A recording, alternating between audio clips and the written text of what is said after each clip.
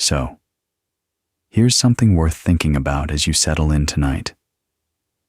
Right now, without any effort at all, you are being held. The bed is pushing up against you, and something quiet and constant is pressing you down into it. And that gentle downward settling is the oldest and strangest force in the universe. It is the reason you have a weight. It is the reason the covers lie flat. It has been acting on you every second of your life, and it acts on everything, everywhere, without ever once switching off. And the odd truth is that nobody, even now, can tell you what it actually is. We call it gravity. That is just a name. We can measure it to an absurd number of decimal places. We can steer spacecraft across billions of miles with it, land them softly on other worlds, predict eclipses centuries ahead. And underneath all of that precision, if you ask the simple question a child asks, which is, what is this thing, really, and what is it made of? The honest answer is that the deepest part of physics does not yet know. It is the force we understand the best and the least, both at once. Tonight we are going to sit with all of it, gently, the parts that make clean sense, and the parts that still confuse the people who study them for a living. You don't need to follow every step. You don't need to hold anything in your head. If you drift off somewhere in the middle, that is completely fine. Gravity will still be doing its work while you sleep, holding you to the bed, holding the moon to the earth, holding the whole slow turning of things together. The ideas will still be here in the morning, and so will you. So let's start where the story actually starts, not with a telescope and not with an equation. Let's start with the plainest thing in the world. Things fall. You have known this since before you had words for it. You dropped a spoon from a high chair and watched it go down every time, never up, never sideways. A leaf lets go of a branch and comes down. Rain comes down. You come down, if you trip, faster than you would like. Falling is so ordinary that it takes a strange kind of mind to look at it and feel puzzled. But it is puzzling. Why down? Why that direction and no other? Why does the world pull everything toward itself and never let go? For most of human history, the answers people gave were reasonable and wrong, and it took a very long time to see why. So let's go back to the beginning of the arguing, to the ancient world, and to a way of thinking that ruled for almost 2,000 years. The person whose shadow falls over all of this is Aristotle, the Greek philosopher, who wrote about the motion of things around the 4th century before the Common Era. Aristotle was not foolish. He was one of the most careful observers who ever lived, and his picture of why things fall was built to match what anyone can plainly see.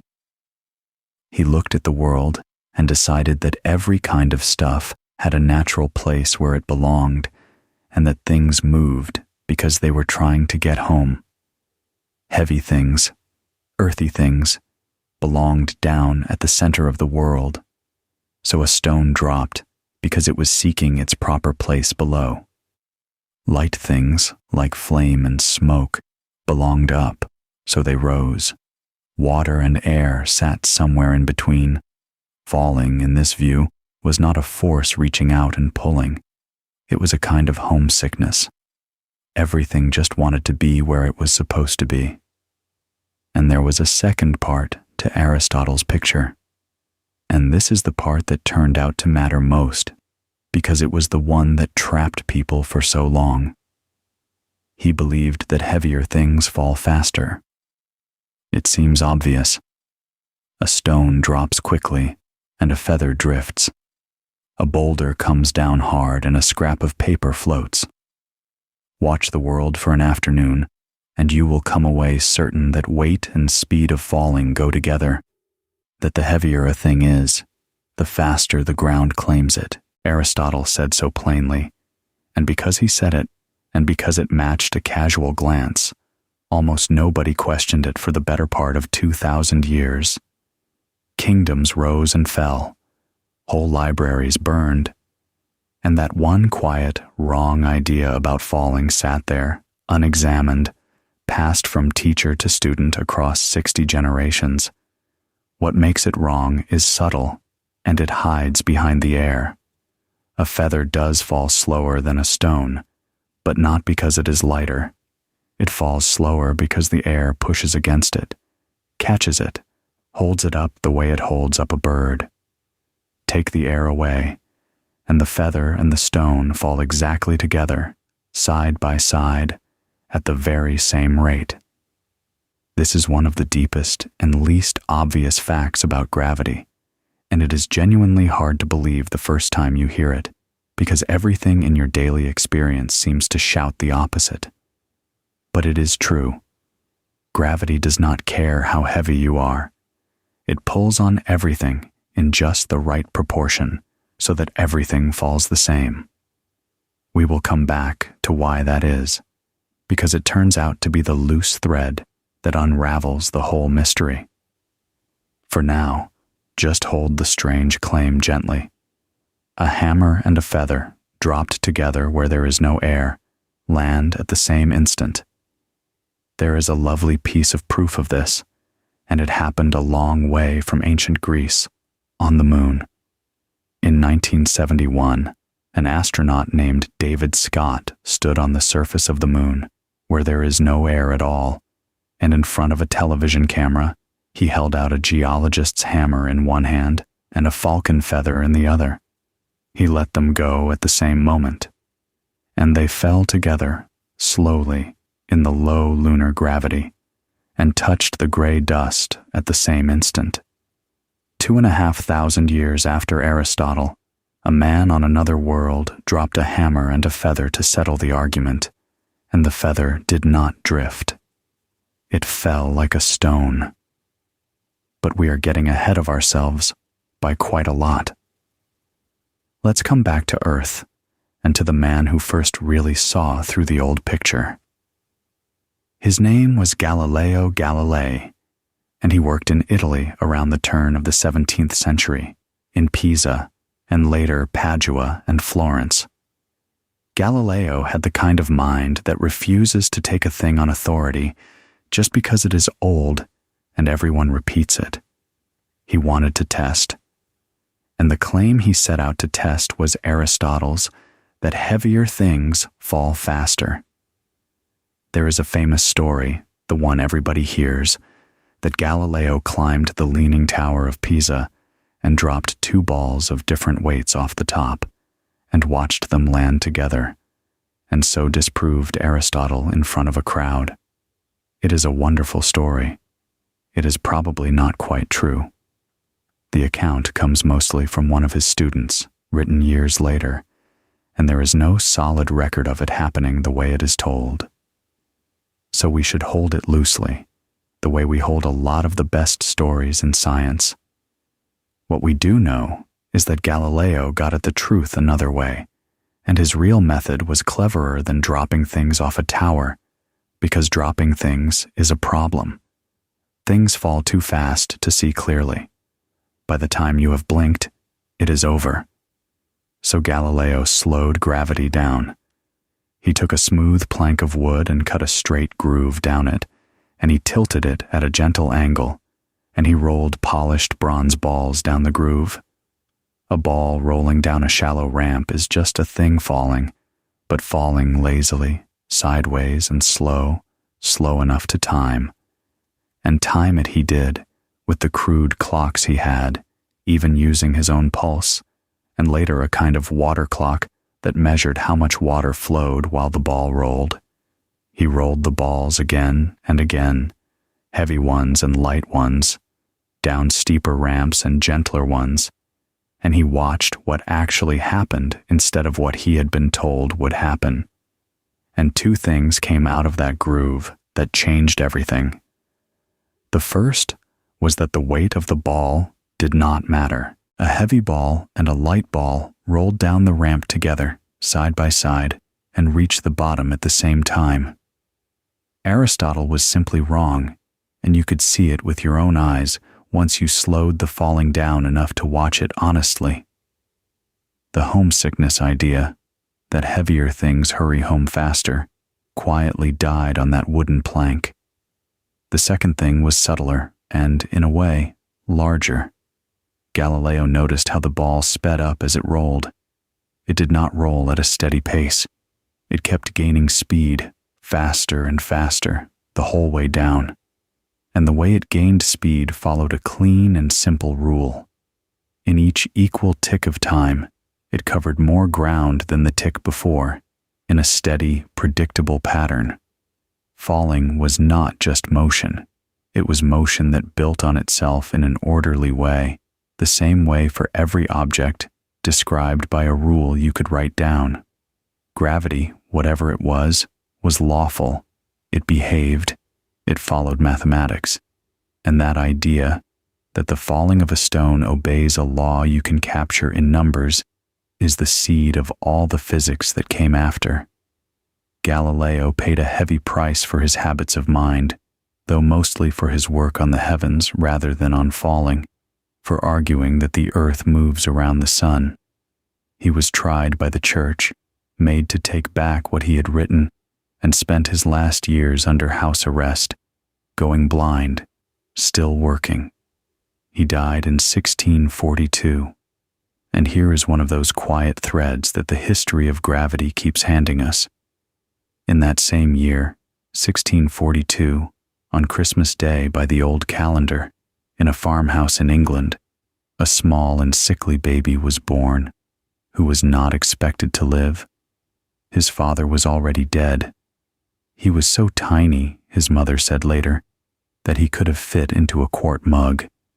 His name was Isaac Newton, and he would take Galileo's lawful, orderly falling and stretch it all the way to the moon and the planets and the farthest stars, and in doing so, he would give the world its first real theory of gravity, a theory so good and so useful that we still use it today to fly to other worlds, a theory that was also, at its very heart, an admission that he had no idea what gravity actually was.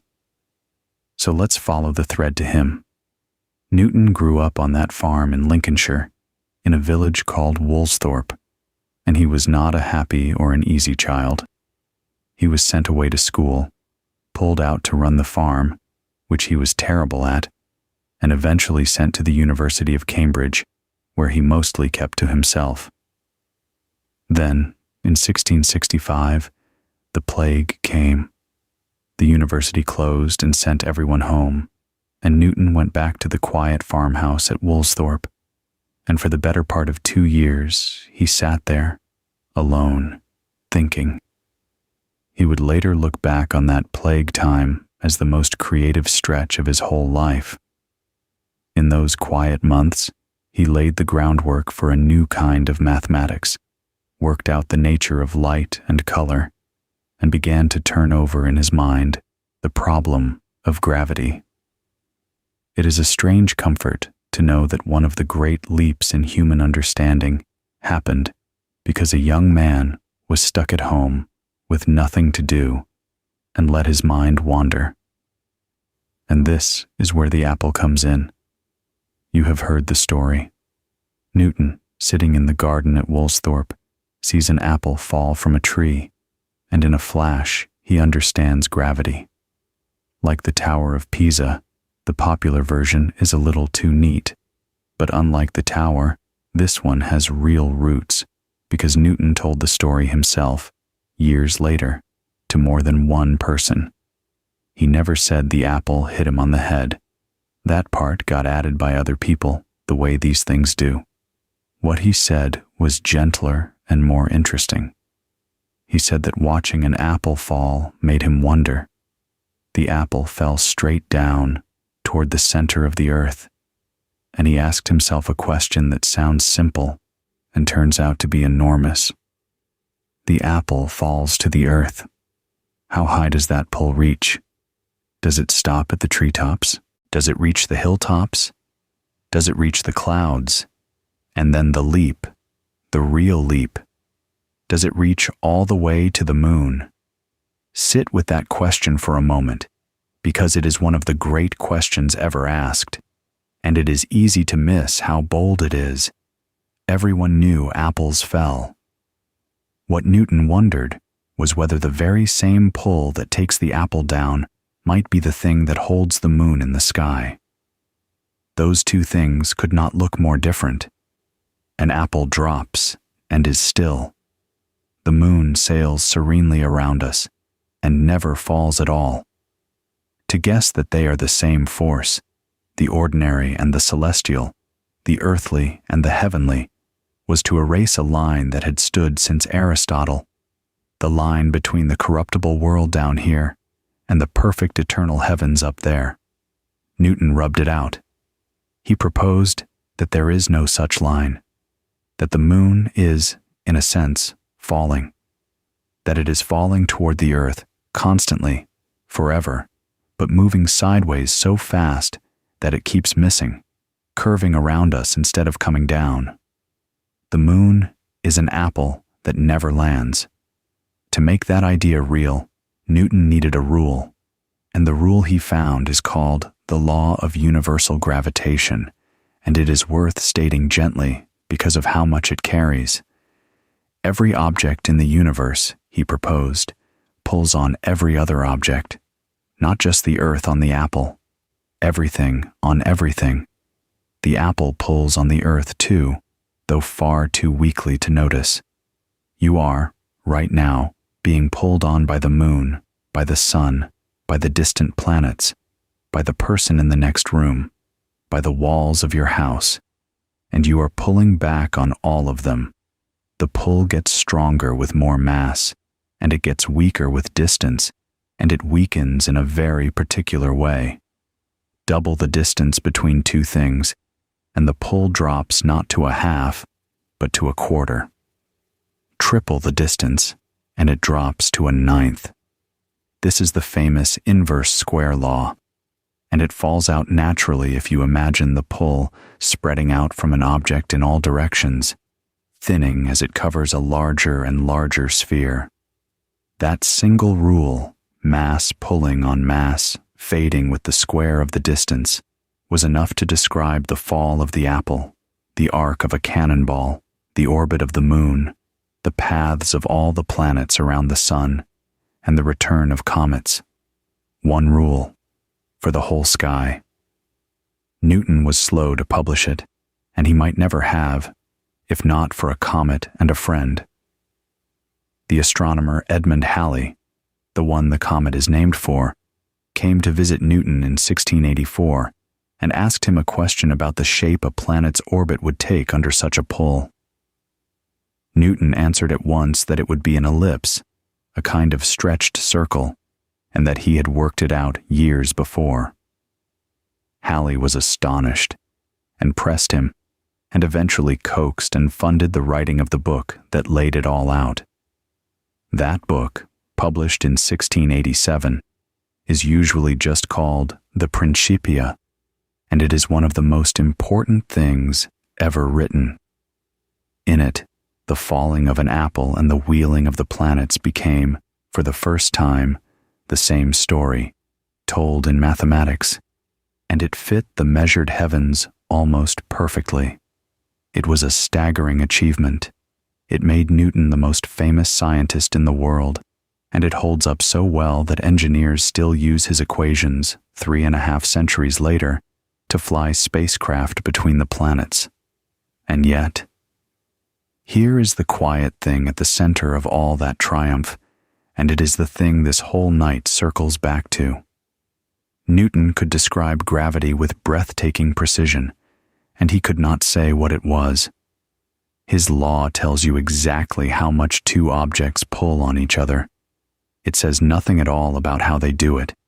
How does the sun reach across 93 million miles of empty space and take hold of the earth? There is nothing in between them. No rope, no rod, no visible hand, just emptiness, and across that emptiness, instantly, the pull is somehow felt. Newton knew this was a problem. He knew that a force reaching across empty space with nothing to carry it, what people called action at a distance, sounded almost like magic, and he did not like it any more than his critics did. In a letter, he called the idea that gravity could act at a distance through a vacuum, without anything to mediate it, so great an absurdity that he believed no competent thinker could ever accept it. But he refused to invent an explanation he could not prove. In a famous phrase he added to a later edition of the Principia, he wrote, in Latin, a line usually translated as, "I frame no hypotheses." What he meant was something honest and a little stubborn. He was saying, I have shown you the law.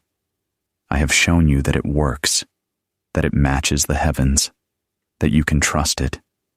I have not shown you what gravity is or why it exists, because I do not know, and I will not pretend to. I will describe. I will not make up a cause. It was a kind of scientific humility that was ahead of its time, and it left a door standing open for more than 200 years. Newton gave us a perfect description of gravity's behavior and an empty space where its nature should be. And into that empty space, eventually, a patent clerk in Switzerland would walk with the strangest idea anyone had ever had about what gravity really is. But that is a long way off yet. First, someone had to weigh the world, because there was a number missing from Newton's beautiful law, and it bothered people for 100 years. His rule said that the pull between two things depends on their masses and the distance between them. But to turn that into an actual force, an actual number of pounds of pull, you need to know just how strong gravity is in the first place. You need to know how much pull you get from a given amount of stuff. That strength is a fixed number, the same everywhere in the universe, and it is now called the gravitational constant, usually written as a single letter, capital G. And in Newton's time, nobody knew its value. They knew gravity's shape, but not its size. The trouble is that gravity is so weak that between ordinary objects, the pull is almost impossibly tiny. The Earth pulls on you hard, but only because the Earth is unthinkably huge. The pull between two everyday things, 2 apples, 2 people, 2 balls of metal, is so faint that it seems hopeless to measure. And yet if you could measure the pull between 2 objects whose masses you knew, sitting a known distance apart, you could work backward and find the strength of gravity itself. And once you knew that, you could turn the whole thing around and weigh the Earth. You could stand on the planet and from a delicate experiment on a tabletop, work out the mass of the entire world beneath your feet. It sounds like a magic trick. It is really just Newton's law, run in reverse, by someone patient enough to catch a whisper. The someone was Henry Cavendish, an English gentleman of science, one of the strangest and most private people in the whole history of the subject. Cavendish was fantastically wealthy and fantastically shy.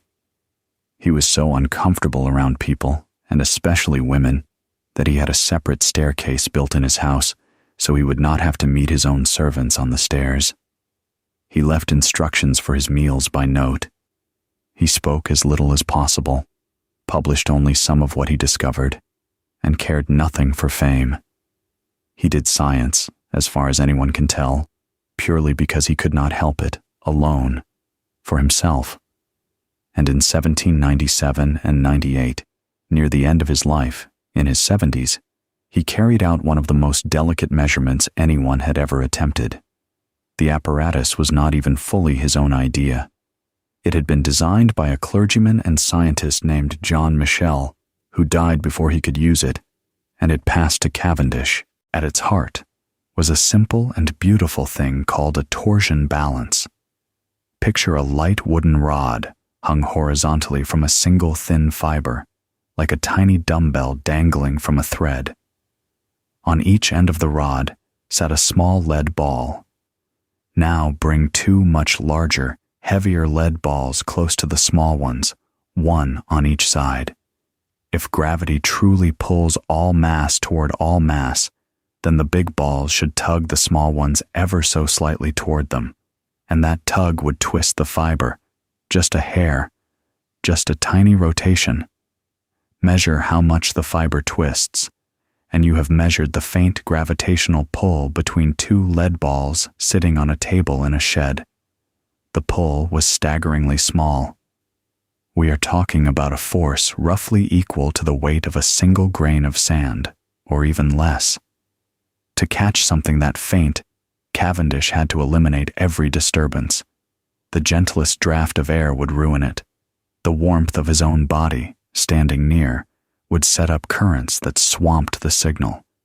So he enclosed the whole apparatus in a case, in a closed room, and he observed it from outside, using a telescope poking through a hole, reading the tiny movements by the light on a little scale, so that he himself never disturbed the air around the experiment.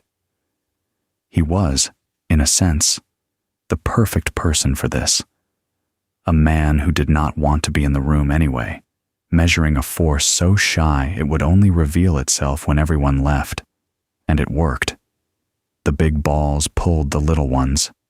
The fiber twisted, exactly as Newton's law said it should, by an amount that let Cavendish calculate the strength of gravity, and from that, the mass and density of the Earth itself. He found the Earth to be about 5.5 times denser than water, which is remarkably close to the modern value, and from a homemade rig in a shed, he had effectively weighed the entire planet. He never framed it grandly. In his typical way, he described his goal modestly as weighing the world, and then reported his numbers and moved on. But it was one of the great measurements in the history of science, and the number he pinned down, the strength of gravity, is one you now rely on every time a satellite stays in orbit or a probe reaches another planet. But here is what that number really tells you, and it is the fact that should sit under everything that comes later tonight. Gravity is unbelievably, almost comically weak. It does not feel weak, of course, when you are carrying something heavy up a flight of stairs, or when you fall. But that is only because you are being pulled by the entire mass of the Earth all at once, a ball of rock 8,000 miles across. Set that aside and compare gravity to the other forces of nature, and it very nearly vanishes. Consider a small magnet, the kind that holds a note to a refrigerator. That little magnet can hold a paperclip up against the pull of the whole planet. The entire Earth, all 6,000 billion tons of it, is pulling that paperclip down, and a scrap of magnetized metal you could close in your fist wins the tug of war easily. The electric and magnetic force is not a little stronger than gravity. It is stronger by a factor so large it is hard to even write down, a 1 followed by around 40 zeros. Gravity is the weakest thing there is, by an almost absurd margin. And that weakness, that strange feebleness of the force that nonetheless shapes galaxies, is going to come back at the very end of tonight as one of the deepest unsolved puzzles in all of physics. For now, just tuck it away. The force that holds you to the bed is the frailest force in the universe. It only rules the cosmos because it never stops, and because, unlike the others, it only ever pulls and never pushes away. For 200 years, Newton's picture stood, and it stood almost unchallenged because it worked so well. The planets moved as he said they should. Comets returned on schedule. A new planet, Neptune, was found in 1846 exactly where Newton's law predicted an unseen mass had to be, tugging at the orbit of Uranus. It was one of the great triumphs of the theory, a planet discovered on paper before anyone pointed a telescope at it. Gravity, it seemed, was solved. There was that lingering discomfort about action at a distance, the pull reaching across nothing. But the numbers were so good that almost everyone simply stopped worrying about it. The description worked, and the description was enough. And then, at the very start of the 20th century, a young man working in a patent office in Bern, Switzerland, sitting at a desk reviewing applications for things like electric clocks, began to feel that the whole picture, beautiful as it was, could not be quite right. His name was Albert Einstein. He was not a professor. He had struggled to find an academic job at all, and he examined patents by day and thought about physics in the margins of his time. In 1905, in a single astonishing year, he published several papers that reshaped physics, one of which laid out what we now call special relativity. And special relativity had a problem buried inside it, a problem with gravity, and it took Einstein another 10 years of the hardest thinking of his life to solve it. The problem was speed. Einstein had shown that nothing, no object, no signal, no influence of any kind, can travel faster than light. The universe has a speed limit, and light sits right at it. But Newton's gravity broke that limit without a second thought. In Newton's picture, gravity acts instantly. If the sun were to suddenly vanish, Newton's law says the Earth would feel it let go at once, in the very same instant, and fly off in a straight line immediately. But the sun is 93 million miles away, and its light takes about 8 minutes to reach us. So which is it? If the sun disappeared, would we go dark and drift free at the same moment, 8 minutes later? Or would gravity somehow know instantly, faster than light, faster than anything is allowed to travel? Newton's gravity and Einstein's speed limit could not both be right. Something had to give. And Einstein, characteristically, decided that the thing that had to give was the entire idea of gravity as a force. The seed of the new idea came to him, he said later, as the happiest thought of his life. It arrived while he was, of all things, thinking about a man falling off a roof. Picture someone falling freely, a house painter perhaps, having slipped from a ladder. As that person falls, Einstein realized they would feel no weight at all. If they let go of a hammer while falling, the hammer would not drop away from them. It would hang in the air right beside them, because the hammer is falling at exactly the same rate they are. Everything falls together, remember, that old fact from Galileo's ramp, heavy and light at the same rate.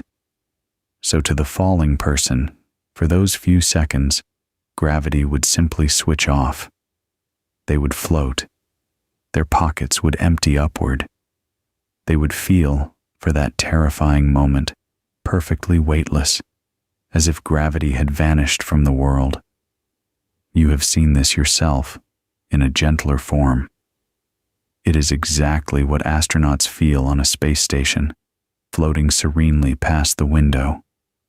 People often say they float because there is no gravity up there, but that is not true at all. At the height of the space station, the Earth's gravity is still very strong, nearly as strong as it is down here.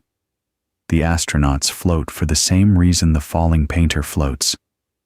They and their spacecraft are falling, constantly, freely, all falling together at the same rate, curving around the Earth just like Newton's moon, the apple that never lands. Weightlessness is not the absence of gravity. It is what gravity feels like when you stop resisting it, when you and everything around you fall as one. The only reason you feel your weight right now is that the bed is in the way, stopping your fall, pushing up against you. Take the bed away, and the floor, and the ground, and you would feel nothing at all as you fell. Gravity, felt from the inside, feels like nothing. This was Einstein's happiest thought, and out of it, he pulled a principle so simple, it sounds almost like a riddle, and so deep it took him a decade to work out its consequences. He called it the equivalence principle. Here is the heart of it. Imagine you are sealed inside a small, windowless room, and you cannot see out. You feel your normal weight, your feet pressed to the floor. Now, there are two completely different situations that would feel exactly the same to you. In the first, your room is sitting still on the surface of the earth, and you feel your weight because gravity is pulling you down. In the second, your room is far out in empty space, away from any planet, but it is being pulled upward, accelerating, like an elevator rising faster and faster, or a rocket under steady thrust. In that accelerating room, the floor would press up against your feet in exactly the same way, and you would feel exactly the same weight. And Einstein's radical claim was that there is no experiment you could do inside the sealed room to tell the two apart. Gravity and acceleration are not just similar. They are, in some deep sense, the same thing. Being at rest in a gravitational field is indistinguishable from accelerating through empty space. Take a slow breath with that, because it is the hinge the whole modern understanding of gravity turns on. If gravity and acceleration are truly identical, then gravity might not be a force reaching out and pulling on things at all. It might be something about motion, something about the shape of the path an object naturally takes when nothing pushes it. A falling object, Einstein started to think, is not being yanked downward by a force. It is simply coasting, moving as freely and naturally as a ball drifting in empty space, following the straightest possible path available to it. The strange part, the part that took the genius, was realizing that the straightest possible path could still be a curve. And for a path to curve while staying straight, the thing it moves through has to be curved, not the object, the stage, space itself, and time along with it. This is the idea that Einstein spent from about 1907 to 1915 struggling to turn into real mathematics, and it nearly broke him. He had the physical picture, the happy thought, the equivalence of gravity and acceleration. What he lacked was the language to describe a curved space, and he had to learn a difficult branch of geometry with the help of a mathematician friend named Marcel Grossman, and grind through years of wrong turns and failed versions. He would think he had it, then find a flaw and start again. He called it the most exhausting period of his life. But in November of 1915, in a series of lectures in Berlin, he finally arrived, and what he unveiled is called the general theory of relativity, and it is our deepest description of gravity to this day. Here is what it says, in plain words. Gravity is not a force. Gravity is the shape of space and time. Everything that has mass or energy, every star, every planet, every atom, every bit of light, bends the space and time around it, curves it, warps it, the way a heavy ball resting on a stretched sheet of rubber makes a dip. And other things, moving through that curved space, simply follow the contours. They roll along the valleys and slopes that mass has carved. The Earth does not orbit the Sun because a rope of force ties them together across the void. The Earth orbits the Sun because the Sun's enormous mass has bent the space around it into a kind of vast bowl, and the Earth is rolling around the inside of that bowl, following the straightest path it can, which happens to close into a circle. There is no pull. There is only shape. Objects fall toward the Earth, because the Earth curves the spacetime around it, and falling is just what free motion looks like along that curve. The apple was never pulled. It was coasting, downhill, through bent time. There is a famous short way of saying it, from the physicist John Wheeler, and it is worth holding on to because it is as clear as this idea ever gets. Matter tells space how to curve, and curved space tells matter how to move. That is the whole dance. Mass warps the stage, and the warped stage guides the mass around and around in a loop that feeds itself. Gravity, in this view, is not a thing that lives in objects and reaches out between them. It is geometry. It is the bending of the arena that everything moves in.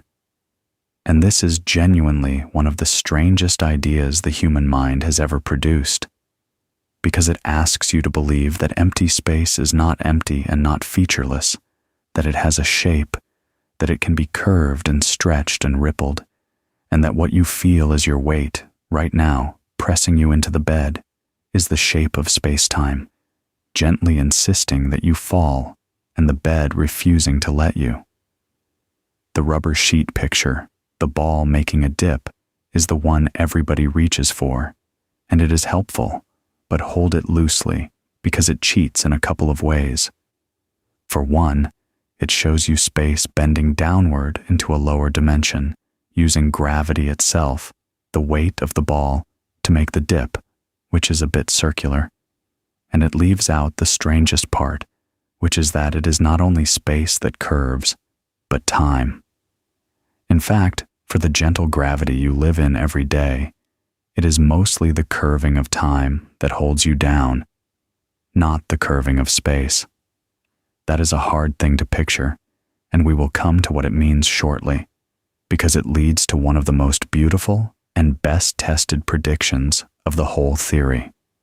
But the sheet gets the main thing right. Mass makes a dent. Things follow the dent.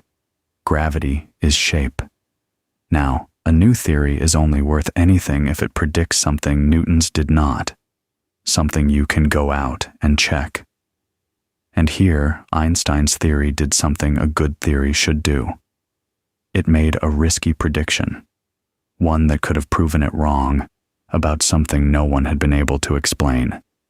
There was a small, stubborn flaw in the heavens, a tiny error in the orbit of the planet Mercury. Mercury, the closest planet to the Sun, does not trace exactly the same ellipse over and over. Its orbit slowly rotates, the whole ellipse turning a little with each pass, like the petals of a flower slowly opening. Newton's law predicted most of this turning, from the tugs of the other planets. But there was a tiny leftover, a small excess in the turning that Newton's gravity could not account for, no matter how carefully astronomers checked.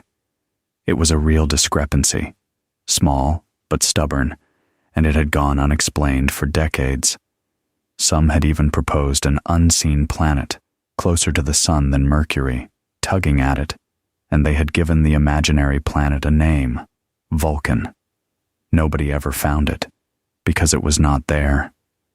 Einstein turned his new equations to Mercury. Close to the Sun, where gravity is strongest, space-time is most sharply curved, and his theory predicted that an orbit there should turn a little more than Newton's simpler picture allowed. He calculated the extra turning, and it matched the stubborn leftover exactly, precisely, with no unseen planet, no fudging, no adjustment. The excess in Mercury's orbit had been sitting there for years as a small embarrassment, and Einstein's theory dissolved it in a single calculation. He wrote later that when he saw the numbers agree, he had heart palpitations, that something actually snapped inside him. He knew, in that moment, that he was not just playing with mathematics. He had caught the universe in the act. Space really was curved, and he had the equation for it. But Mercury was an old puzzle, explained after the fact. To truly convince the world, the theory would have to predict something new, something no one had ever seen. and then someone would have to go out and see it. And that test came, of all places, from the light of distant stars, bending as it grazed the edge of the sun during the darkness of a total eclipse. The prediction was this: if mass curves space, and if even light must follow the curves of space, then a ray of light passing close to a very massive object should bend. Its path should bow, just slightly, as it skims past. And the most massive object anywhere near us is the sun. So starlight passing close to the edge of the sun on its way to Earth should be deflected a tiny amount, and a star sitting almost directly behind the sun's edge should appear shifted very slightly out of its true position. The trouble is obvious. You cannot see stars next to the sun. The sun's glare drowns everything. There is only one time you can see stars near the sun, and that is during a total solar eclipse, when the moon slides in front of the sun and, for a few minutes, turns day into a deep twilight and lets the stars near the sun come out. The eclipse that mattered fell on the 29th of May, 1919. And the man who chased it was an English astronomer named Arthur Eddington. There is a poignancy to the whole thing because it happened just after the First World War, a war in which Britain and Germany had spent 4 years destroying each other. Einstein was German, working in Berlin. Eddington was English. That an English scientist would mount an expedition to test and possibly confirm the theory of a German so soon after the war was in itself a quiet act of reconciliation, a statement that the truths of nature do not carry a flag.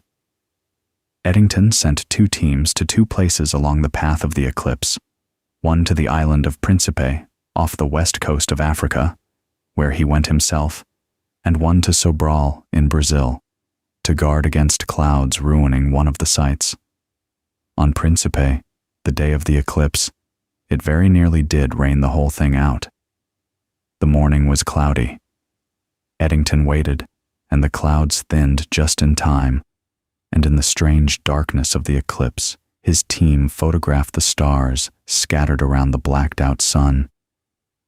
Then they had to wait and measure and compare those star positions against photographs of the same patch of sky taken at night months before, when the sun was elsewhere. If Einstein was right, the stars near the sun's edge would appear nudged outward by a tiny amount because their light had been bent as it passed the sun. If Newton was right, either there would be no shift or only half as much. The measurement was delicate, right at the edge of what the instruments could do, and there was later some fair argument about how clean the data really was.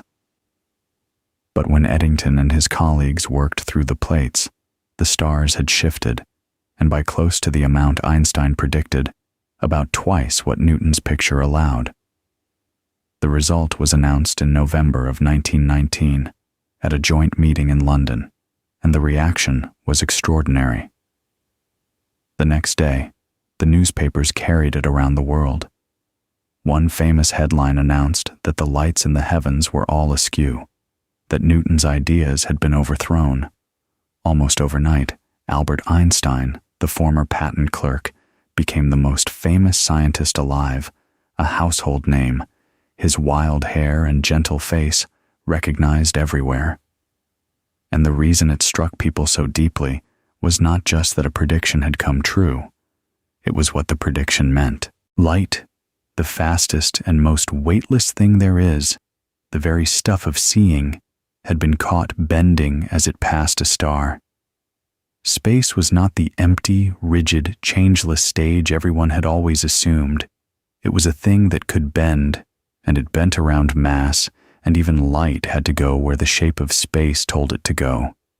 Gravity had reached out and bent a sunbeam, and for the first time, we had watched it happen. And once you accept that mass bends light, a lovely thing follows, one that Einstein worked out and then assumed we would never actually see. If a large mass bends the light passing it, then a massive object sitting between us and something more distant should act like a lens, a great clumsy lens made of gravity, gathering and bending the light of whatever lies behind it. The sun does this in a small way. But imagine a whole galaxy, or a whole cluster of galaxies, sitting between us and some far-off light. Its gravity would bend that distant light around itself, and the light could reach us along more than one path at once, curving past the near side and the far side both, so that we would see the distant object smeared, doubled, or even bent into a complete ring of light encircling the mass in the middle. Einstein calculated this ring and thought it a curiosity of the mathematics, too rare and too precise ever to be observed in the real sky. He was wrong about that, in the happiest way. We now see these gravitational lenses all the time. The great telescopes photograph distant galaxies stretched into long, glowing arcs, wrapped around the massive clusters in front of them. We see a single far-off galaxy split into 2 or 4 or 5 separate images by the mass bending its light along different routes. We see near-perfect rings, which astronomers actually do call Einstein rings, faint circles of light that are really the smeared image of something far behind, bent into a loop by gravity. The first clear case turned up in 1979, a quasar that appeared to be twins, 2 objects side by side that turned out to be one object, its light split by a galaxy in between. And it gets more useful than beautiful. Because a lens magnifies, we now deliberately point our telescopes through these great natural lenses to see things that would otherwise be far too faint and far too distant, using clusters of galaxies as magnifying glasses to catch the light of some of the earliest galaxies that ever formed. Gravity, the thing we have been trying to understand all night, quietly became one of our best telescopes. And it gave us something stranger still. When astronomers measure how strongly a cluster bends the light passing through it, they can weigh the cluster, because the amount of bending tells you how much mass is there. And over, the bending is far too strong. There is much more mass doing the bending than there is visible matter, than all the stars and gas we can see could ever account for. The light is being curved by something we cannot see at all. This is one of the ways we map dark matter, that unseen stuff that makes up most of the matter in the universe. We cannot see it, but it has gravity, and gravity bends light, and so the invisible reveals itself in the shapes it draws on the distant sky. The bending of a sunbeam that made Einstein famous in 1919 has become a way of weighing the invisible skeleton of the whole universe. Let that drift by as one more thing gravity turned out to be good for, once we learned to read it. Now, there is a loose thread we left hanging early tonight, and it is worth coming back to before we go on, because it sits underneath everything Einstein built. Remember the strangest fact from the very beginning, the one from Galileo's wooden groove. Everything falls at the same rate. A hammer and a feather, with the air taken away, land together.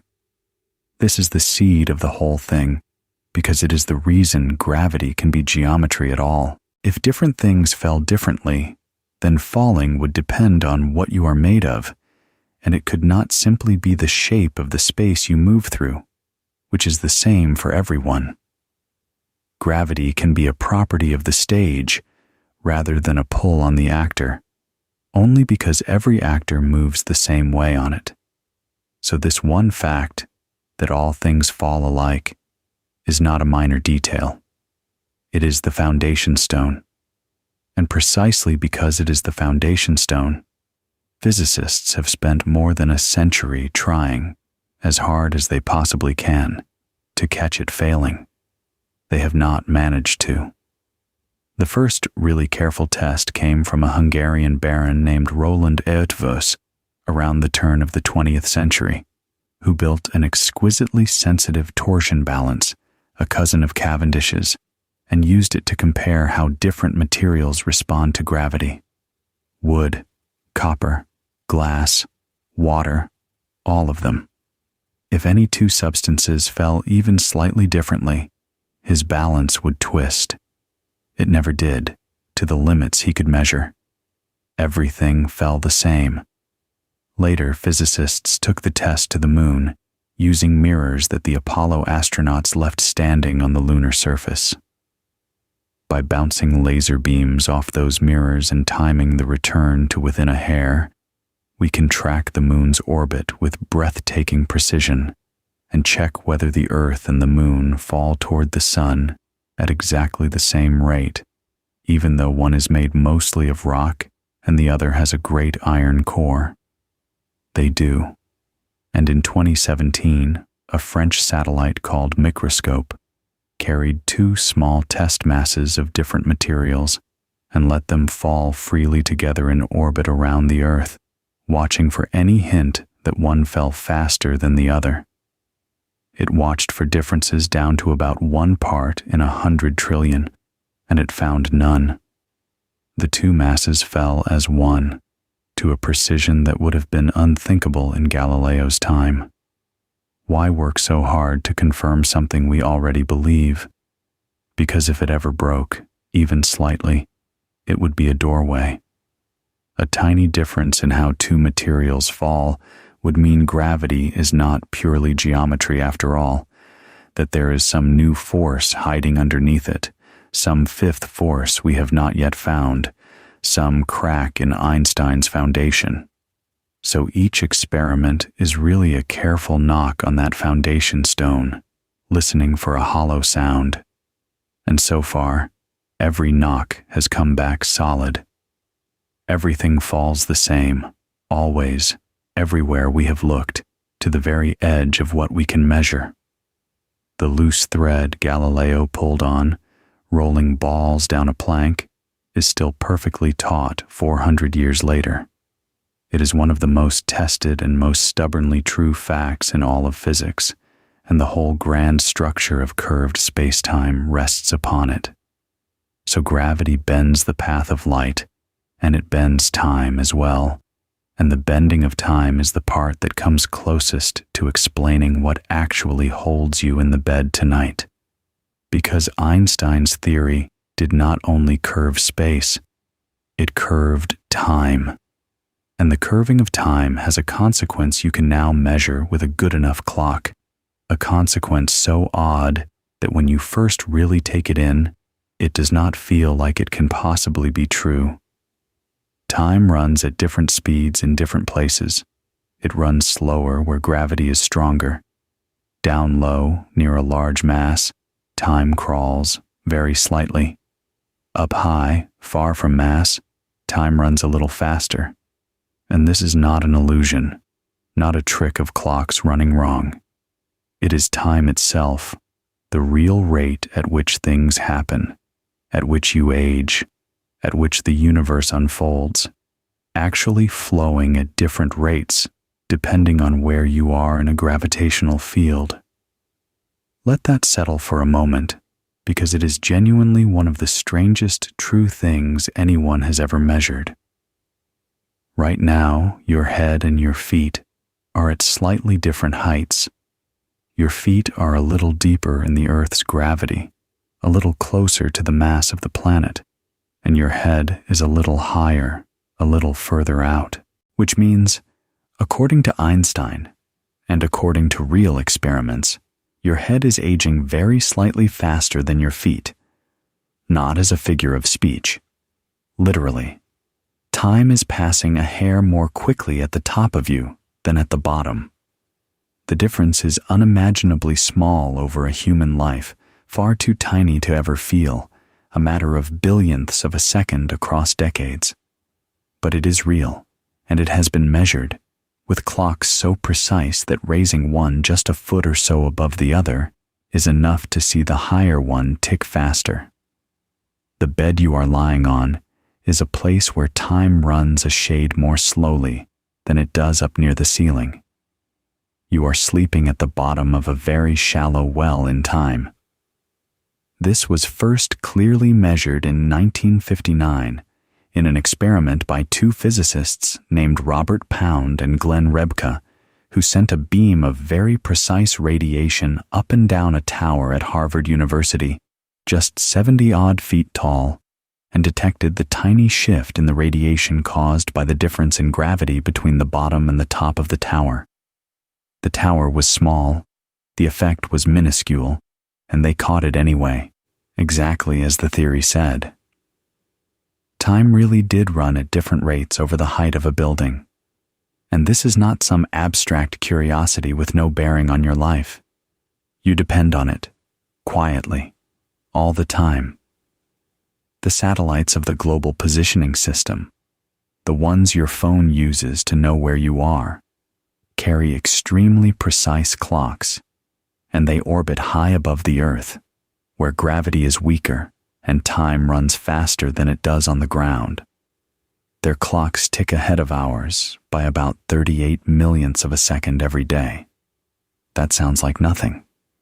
But the system works by timing signals to billionths of a second, and if the engineers did not correct for the fact that time literally runs faster up there, your navigation would drift off by several miles within a single day. Every time a map on a phone shows the right street, it is quietly confirming that Einstein was right, that gravity bends time, and that we have learned to account for it. And here, finally, is the answer to the question we started with, the plain one. Why do things fall? Newton said, they are pulled. Einstein said something deeper and stranger. Things fall because time runs slower, closer to the Earth.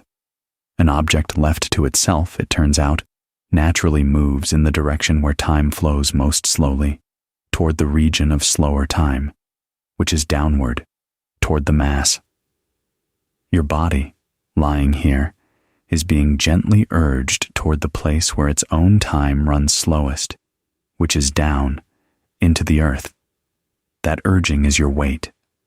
The bed stops you from going there, holds you up in slightly faster time, and the constant quiet pressure you feel is the bed refusing to let you fall down the slope of time toward the center of the world. That is what gravity is, in Einstein's picture.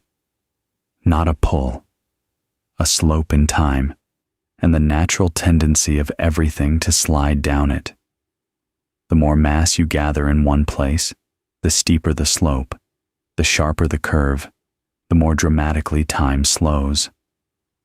And this leads, at the extreme end, to the strangest objects in the universe, where the curving of spacetime becomes so severe that it folds in on itself completely. A black hole is what you get when so much mass is packed into so small a space that the slope becomes a cliff, where time slows to a stop and space itself pours inward, and not even light moves fast enough to climb back out. We will not spend the whole night there, because black holes deserve their own quiet evening, and they have had one. But it is worth knowing that they are not exotic exceptions to gravity. They are just gravity taken to its logical end, the same curving of space and time that holds you softly in your bed, wound up to its most extreme, until the geometry closes over and seals a piece of the universe away. The gentle dip under your body and the bottomless pit of a black hole are the same thing, differing only in degree. So by the early 20th century, gravity had been utterly transformed. It was no longer a mysterious pull reaching across empty space. It was the bending of space and time by mass and energy, a bending we had watched deflect starlight and slow down clocks. Einstein's theory has gone on to pass every test anyone has devised for over 100 years now, often to more decimal places than almost any other idea in science. It is one of the crowning achievements of the human mind. And yet, it still did not answer the very oldest question, the one Newton had set aside. It told you what gravity does in exquisite detail.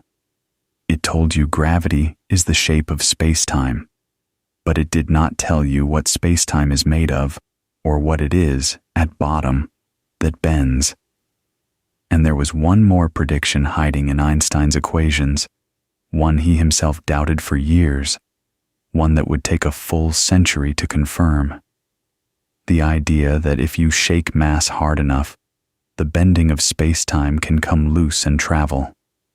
That space itself can ripple, and that those ripples race outward across the universe at the speed of light, carrying the news of distant catastrophes. Gravitational waves. And catching one would turn out to be one of the hardest things human beings have ever done. Einstein worked out the possibility of gravitational waves in 1916, just after finishing general relativity. The logic is simple enough once you accept that space-time can bend. If mass curves the space around it, then moving mass should send that curvature rippling outward, the way a boat moving through water sends out waves, or the way shaking an electric charge sends out ripples of light.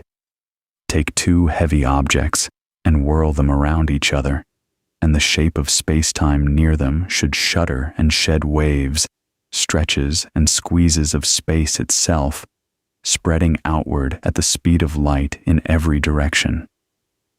As one of these waves passes through a region, it very slightly stretches space in one direction and squeezes it in the other, then reverses over and over, so that anything sitting in its path is gently pulled longer and then shorter, longer and then shorter, as the ripple goes by.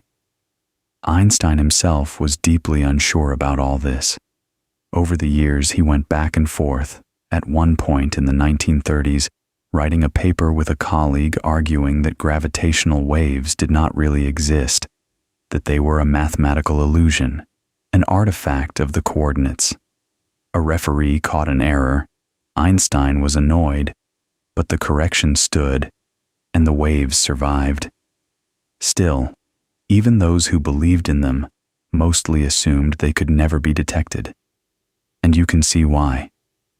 Remember how weak gravity is. These waves are the trembling of space-time itself, and space-time is stiff, almost unimaginably stiff. It takes something violent beyond ordinary imagining to make it ripple even slightly. And by the time such a ripple crossed the vast distances of space to reach us, it would be so faint, so nearly nothing, that measuring it seemed absurd. The stretching and squeezing you would have to detect, here on Earth, was smaller than the width of an atom. Smaller, in fact, than a tiny fraction of the width of a single proton. For decades, gravitational waves were treated as real but hopeless, a true prediction that nature had placed forever out of reach.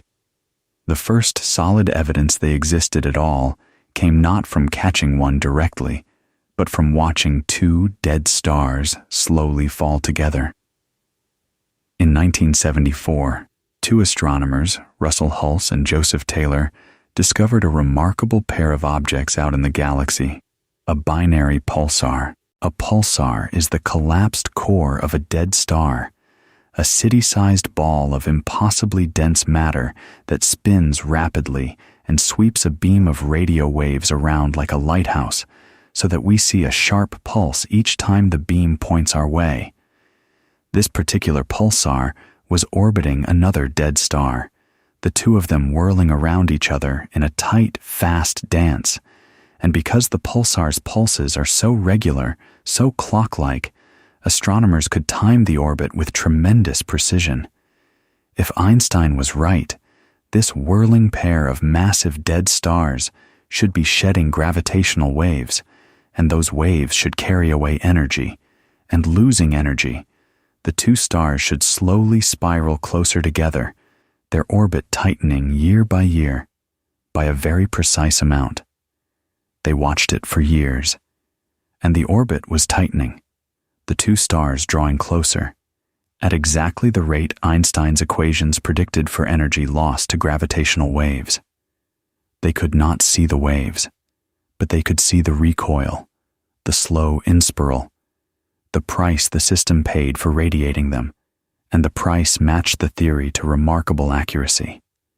It was as close to proof as you could get without catching a wave in hand, and it earned Hulse and Taylor the Nobel Prize. The waves were real. Space-time really did ripple. Now someone only had to build a machine sensitive enough to feel one wash over the Earth. That machine took decades to build, and the effort behind it is one of the most stubborn and beautiful in the history of science, because for a very long time, it looked like a fool's errand. There had been a false start in the 1960s when a physicist named Joseph Weber built large aluminum cylinders, so-called bars, and claimed to have detected gravitational waves ringing them like bells. Other groups built their own and found nothing, and Weber's claims fell apart, and the whole field carried a slight air of disrepute for years afterward. To try again, and to ask for enormous sums of money to do it, took real nerve. The people who pushed hardest included Kip Thorne, a theorist at Caltech, Rainer Weiss at the Massachusetts Institute of Technology, who had sketched out the basic design, and later Barry Barish, who turned a struggling project into a working collaboration of 1,000 scientists. The instrument they built is called LIGO, the Laser Interferometer Gravitational Wave Observatory, and it is one of the most sensitive measuring devices ever made. The way it works is, at its core, elegant. A gravitational wave stretches space one way and squeezes it the other. So if you could lay out two very long paths at right angles to each other and measure their lengths with enough precision, a passing wave would make one path grow a little longer while the other grew a little shorter, then swap. LIGO does exactly this. It has two arms, each 2.5 miles long, meeting in an L shape, out in the flat country of Louisiana, and a second copy of the whole thing in Washington State, thousands of miles away. Down each arm, a bright laser beam travels, bounces off a hanging mirror at the far end, and comes back. By combining the light from the two arms, physicists can compare their lengths to a precision that beggars belief. If one arm changes length relative to the other by even a tiny fraction of the width of a proton, the returning light shifts in a way they can read. They built a ruler that can measure a change in length 10,000 times smaller than the nucleus of an atom over a distance of 2.5 miles. It is hard to overstate how absurd that sensitivity is. It is like measuring the distance to the nearest star and detecting a change the width of a human hair. For that to work, they had to fight off everything else in the world that could jiggle the mirrors. A truck on a distant road, a small earthquake on the other side of the planet, the waves of the sea hitting the coast hundreds of miles away, the random trembling of the atoms in the mirrors themselves. All of it had to be measured, understood, and filtered out, so that in the end, the only thing left that could move the mirrors was a ripple in space-time from the depths of the universe. It took decades of work, an early version that ran for years and saw nothing, and then a long, expensive upgrade to a far more sensitive version. And that upgraded instrument had barely begun listening in September of 2015, when it happened. On the 14th of September, 2015, in the early morning, before the instrument was even officially collecting data, a wave washed over the Earth. It reached the detector in Louisiana first, and then, about 7/1000ths of a second later, the detector in Washington, the tiny delay telling roughly which direction it had come from. And it left, in the data, a signal so clear and so exactly like what the theory predicted that at first, many of the scientists assumed it could not be real, that it had to be a test, someone secretly injecting a fake signal to keep them honest, as was sometimes done. It was not a test. It was real. In a fraction of a second, The two detectors had both felt space stretch and squeeze in the precise pattern of a passing gravitational wave, and the shape of that pattern told the whole story of where it came from. What had made it was almost beyond imagining. Far away, more than 1 billion light years from here, so long ago that the wave had been traveling toward us for more than 1 billion years, two black holes had been locked in a death spiral. Each was around 30 times the mass of our sun, but crushed down to a width of a few dozen miles, and they had been orbiting each other, closer and closer, faster and faster, for ages. In the final moments, they were whirling around each other hundreds of times a second, at a good fraction of the speed of light, wringing the surrounding space-time into a storm of ripples. And then they merged, two black holes becoming one, in a violent instant that released more power, briefly, than all the stars in the entire visible universe shining together. Not as light. Black holes give off no light. All of that energy poured out as gravitational waves, as a shudder in the shape of space, spreading outward in every direction. And a tiny, faded piece of that shudder, after more than 1 billion years crossing the universe, passed through you and me and the planet, and gently rang two instruments on the far side of the world. You can even hear it, in a way. When you convert the signal into sound, that whole billion-year story collapses into about 1/5 of a second, a soft rising tone that sweeps up in pitch, and then stops. A chirp. Scientists really do call it that. It rises as the two black holes spiral faster and closer, and it cuts off at the instant they become one and fall silent. That little chirp, played out of a speaker, is the sound of two black holes becoming one over 1 billion years ago, translated into something your ear can follow. In 2017, Thorne, Weiss, and Barish were given the Nobel Prize for it. And a whole new way of listening to the universe had been born, not with light, but with the trembling of space-time itself. Since that first morning, we have felt dozens more of these ripples pass through, black holes merging and dead stars colliding, each one a distant catastrophe announced by the quiet stretching of space here at home. Einstein's hopeless prediction, the one he doubted, the one everyone thought could never be tested, had come true, 100 years almost to the year after he wrote it down. So we can bend starlight with gravity, and slow clocks with it, and catch its waves washing over the earth from 1 billion years away. You would think, after all that, we would understand gravity, as well as anything in nature. And in one sense, we do.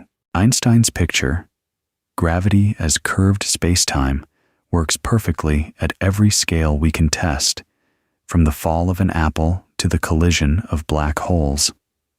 But there is a crack running through the foundations, and it opens up when you try to bring gravity together with the other great theory of the 20th century, the physics of the very small quantum mechanics.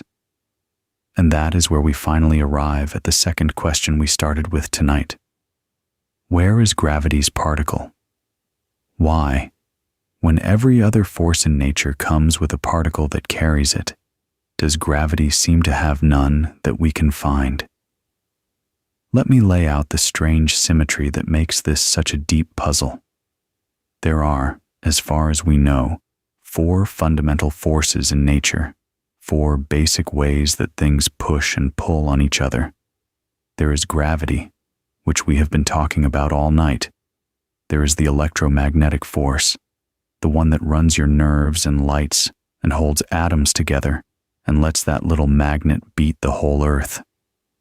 And there are 2 forces that only act inside the nucleus of the atom, called the strong and the weak nuclear forces, which you never really notice but which hold matter together and power the sun.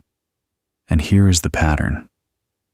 For 3 of those 4 forces, physics has found that the force is carried by a particle, The force is not some mysterious influence reaching across space. It is a constant exchange of tiny messenger particles thrown back and forth between the things that feel the force, like two people tossing a ball and being pushed around by the throwing and the catching. The electromagnetic force is carried by the particle of light itself, the photon. When two electrons repel each other, in the quantum picture, they are exchanging photons, passing them back and forth, and that exchange is the force. The strong force inside the nucleus is carried by particles called gluons, which glue the pieces of the nucleus together. The weak force has its own carriers, heavy particles found in the great accelerators. Three forces, three kinds of messenger particle, all discovered, all confirmed, all fitting into one magnificent framework called the Standard Model of Particle Physics, which is the most precisely tested theory in all of science. It describes the very small with an accuracy that is almost frightening, and it has a gravity-shaped hole in the middle of it, because gravity is the one force that does not fit. If gravity behaves like the other three, then it too should have a messenger particle, a quantum of the gravitational field, a tiny packet that carries the force from one mass to another. Physicists have even named it, though no one has ever seen it. They call it the graviton, and they can tell you a surprising amount about what it would have to be like, just from the way gravity behaves. It would have to be massless, traveling at the speed of light, because gravity, like light, reaches across the whole universe, and its waves travel at light speed. It would have to have no electric charge, and it would have to have a particular property, a kind of internal spin, of a very specific value. The photon that carries light has one unit of this spin. The graviton would have to have two, which makes it unique among all the force carriers, and which is tied to the fact that gravity, alone among the forces, only ever pulls and never pushes. From the mathematics alone, we can sketch a detailed portrait of a particle we have never detected and may never detect. We know its mass, its charge, its spin, everything, but whether we can ever actually find one. And here, the trouble deepens, because when physicists try to do the natural thing, to write down a full quantum theory of the graviton, the same way they wrote down the theory of the photon, the mathematics falls apart. It works beautifully for the other forces. For gravity, you start to calculate, and you get nonsense, infinities, answers that blow up to infinity, where they should give a sensible number. The techniques that tame those infinities for the other three forces simply fail for gravity. It is as if nature is telling us that treating gravity as just another force with just another particle, bolted onto the standard model, is the wrong thing to do, that something about gravity is different at the deepest level, and that we have not yet understood what. General relativity, gravity as smooth-curved spacetime, and quantum mechanics, the jittery physics of particles, both work superbly in their own domains, and they flatly refuse to be joined. They give contradictory answers in the one place they must overlap, where gravity is enormously strong and the distances are impossibly small. That place exists. It is the center of a black hole, and it is the first instant of the universe. And there, our two best theories of reality both throw up their hands. So why can't we just go and look for the graviton and settle it? If it is real, why not catch one, the way we caught the photon, or the way LIGO caught gravitational waves? And the answer takes us right back to the very first strange fact of the night, the one I asked you to tuck away. Gravity is unbelievably weak. A gravitational wave is made of enormous numbers of gravitons all together, in the same way a beam of light is made of countless photons. LIGO can feel the wave, the vast collective ripple made by a merging pair of black holes. But to detect a single graviton, one lone quantum of gravity, is a completely different problem, and it may be one that no possible machine could ever solve. The interaction of a single graviton with matter is so mind-bendingly feeble that catching even one would require a detector of impossible size or a source of impossible violence. The physicist Freeman Dyson thought carefully about this, and he laid out just how hopeless it appears. If you tried to build a detector efficient enough to catch a single graviton, and you did the calculation, honestly, you would find that a detector massive enough to have a real chance would be so heavy it would collapse into a black hole of its own before it could ever register the particle. Try it another way, and you find you would need to place your detector so close to a violent source, like a neutron star, that everything would be destroyed. Every reasonable path to detecting a single graviton runs into a wall that seems built into the laws of physics themselves. Dyson wondered, quite seriously, whether the detection of an individual graviton might be not just hard, but impossible in principle, forbidden by the very weakness of gravity and the very nature of the quantum world. If he is right, then the graviton could be perfectly real, the true carrier of gravity, filling every falling apple and every orbit and every ripple LIGO hears, and yet forever beyond our ability to catch one and hold it up and say, "Here it is. This is what gravity is made of."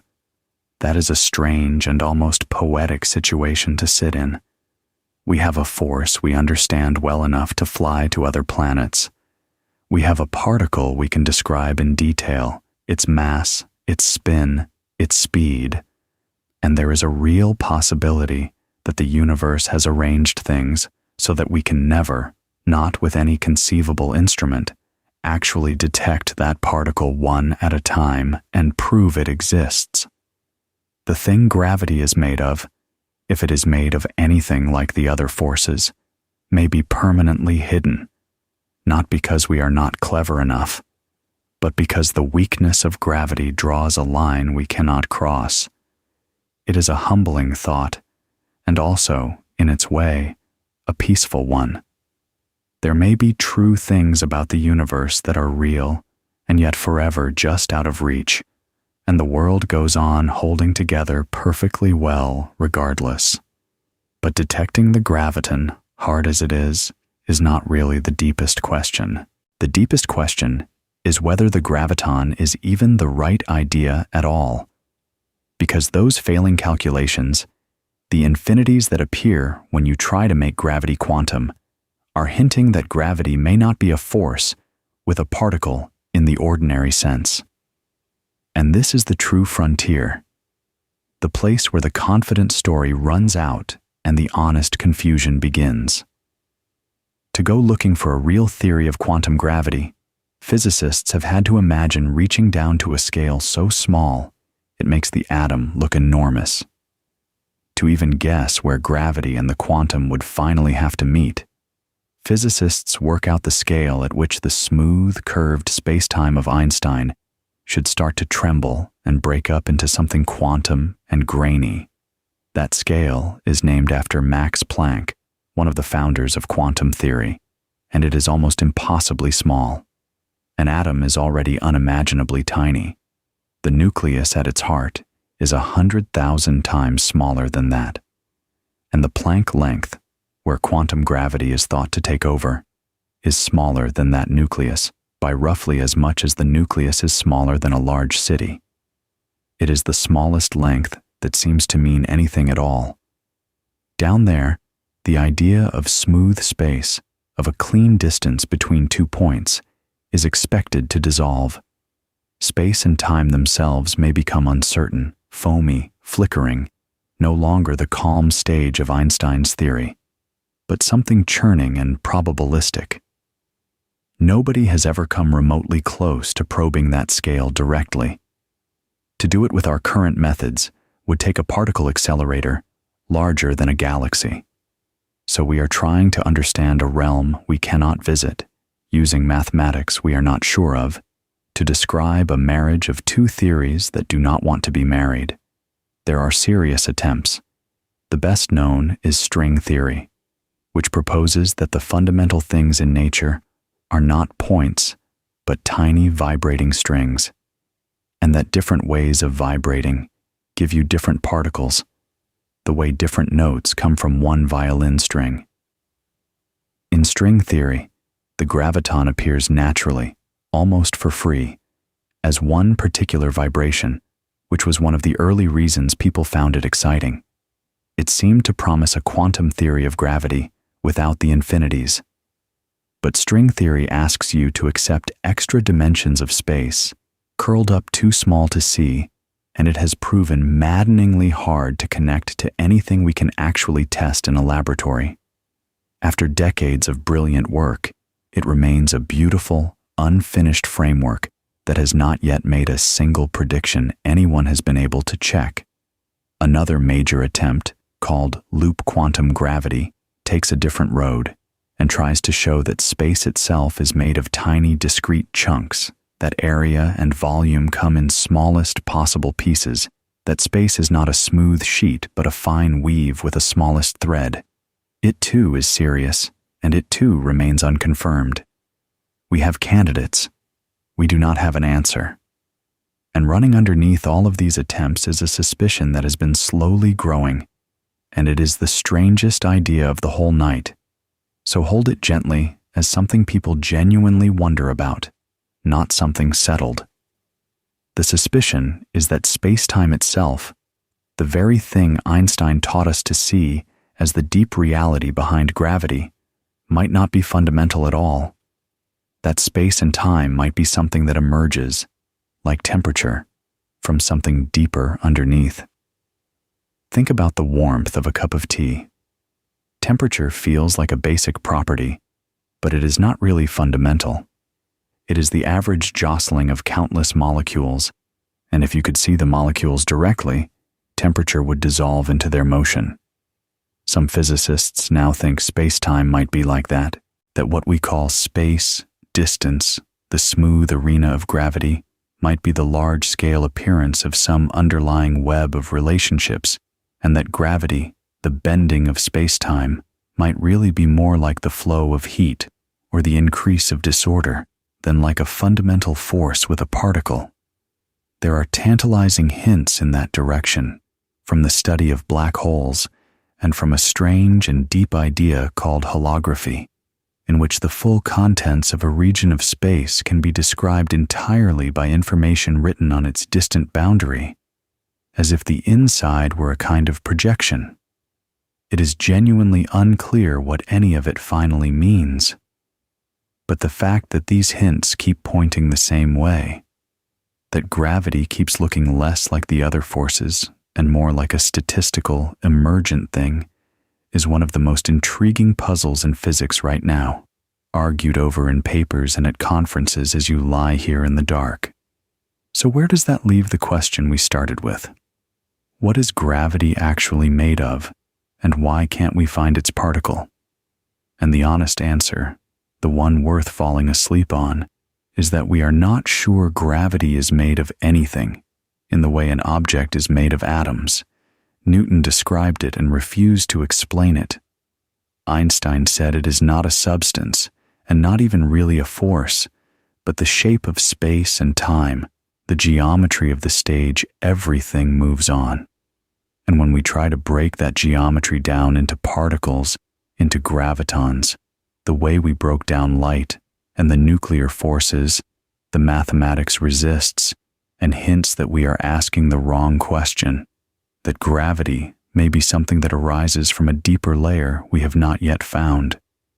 We can weigh the earth, bend starlight, slow clocks, and hear black holes collide. And we still cannot tell you, at the very bottom, what the thing is. It is the most familiar force in your life, the one you have felt every second since birth, and it is the last great mystery in physics, There is something wonderful in that. The plainest fact in the world, that things fall, opens straight down into the deepest unknown we have.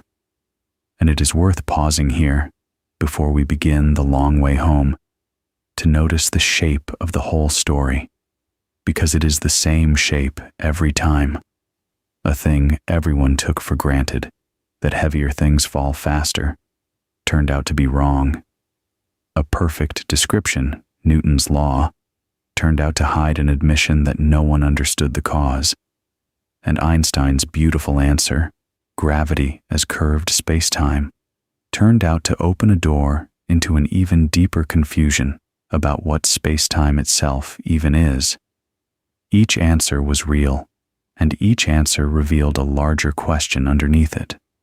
That is not a failure. That is what it looks like when a young species studies something far older and far larger than itself, and gets a little further every century. We are very early in this, and being early means the view is still full of open doors. So let's leave them open and begin the slow drift back down, from the smallest scale there is, all the way home to this room, and to you. Start all the way down, at that Planck scale, where space may be foaming and flickering, where our two great theories dissolve into confusion. Let it stay confused. You do not have to resolve it tonight. Come upward from there, out of the quantum foam, until space smooths into the calm, continuous space-time you live in, the gentle, curved arena of Einstein, and let it widen around you. Come up past the scale of atoms, those mostly empty little solar systems, each one held together not by gravity, which is far too weak to matter there, but by the other forces, the electric bonds that make solid things solid. Gravity is doing almost nothing at that scale. It only wakes up and takes charge when enough matter gathers together in one place. So let us gather it.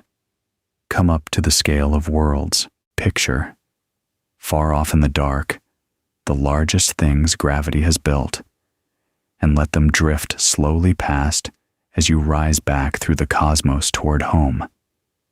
There are the great clusters of galaxies, held together across millions of light years by the pull of all their combined mass, the largest structures the force has ever assembled.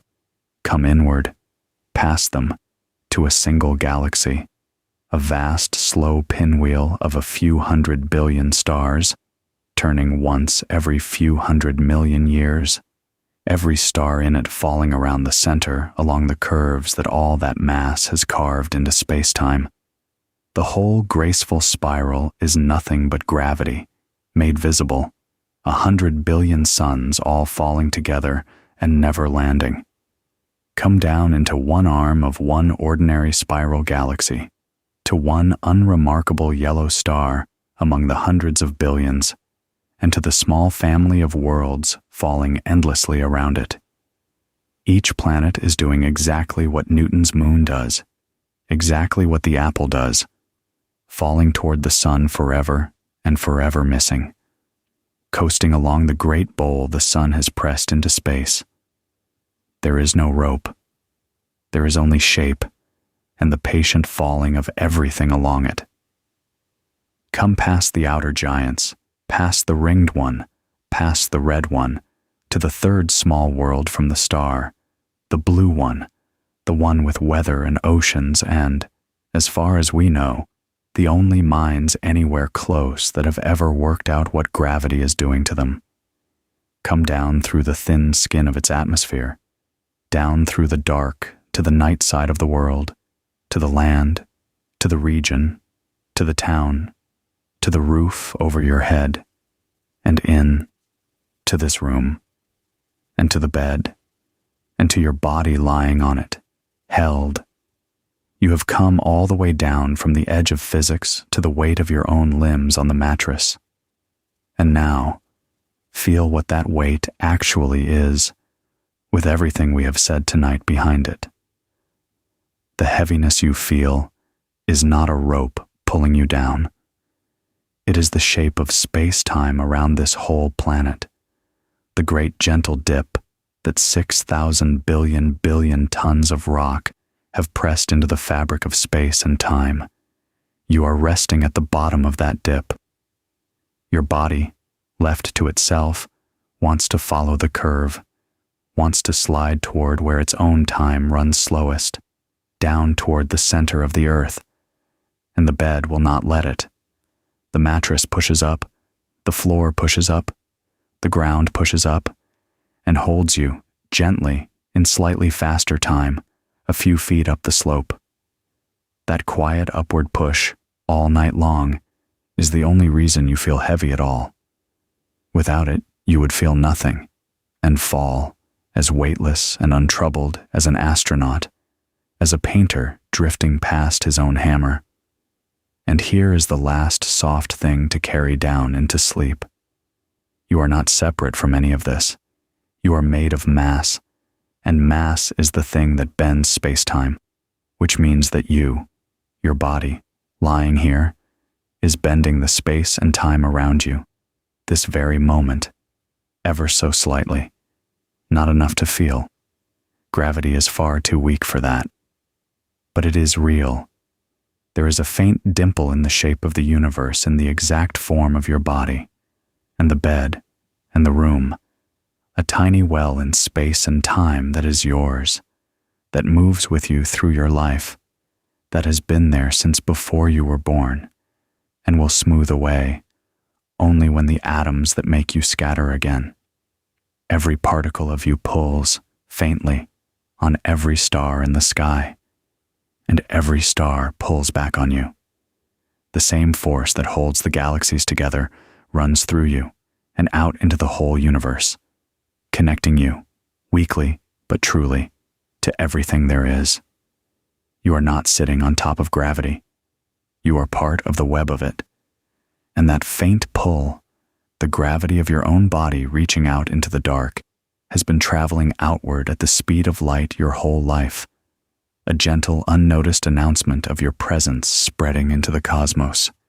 It asks nothing of you. It needs no effort. It is simply what it is to have mass, to be a part of the material of the universe, to take your place in the great falling together of things.